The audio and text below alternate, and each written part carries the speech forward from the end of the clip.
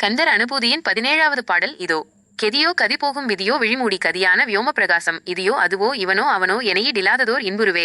பாடலின் பொருள்: அருணகிரிநாதர் இப்பாடலில் முருகப்பெருமானை எனையீடில்லாததோர் இன்புருவே என்று விളിக்கிறார். இதன் பொருள்: எனையீடில்லாததோர் இன்புருவே, எனக்கு இணையற்ற இன்ப வடிவானவனே, அதாவது எல்லையற்ற ஆனந்த பிழம்பாக இருப்பவனே. முருகப்பெருமானிடம் அருணகிரிநாதர் கேட்பது: கெதியோ கதிபோகும் விதியோ விழிமூடி. நான் எங்கே செல்வேன் அல்லது எந்த கதியை அடைவேன்? என் கண்கள் மூடும். இறக்கும் நிலையில் நான் அடையும் கதி எது? கதியான வியோம பிரகாசம்.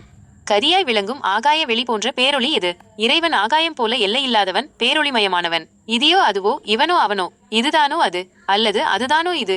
இவனோ அவனோ அல்லது அவனோ இவனோ? இந்த கேள்விகள் அனைத்தும் அறியாமையினால் ஏற்படும் குழப்பங்களை குறிக்கின்றன. மெய்யுணர்வு கிடைக்காத வரையில் இறைவனை அடையாளம் காண்பதில் ஏற்படும் தடுமாற்றம். ஆகவே இப்பாடலின் முழுமையான பொருள்: எனக்கு இணையற்ற இன்ப வடிவான முருகப்பெருமானே, என் இறுதி கதி என்ன?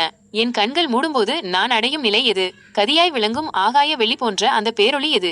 இதுதானோ அது அல்லது அதுதானோ இது? இவனோ அவனோ அல்லது அவனோ இவனோ?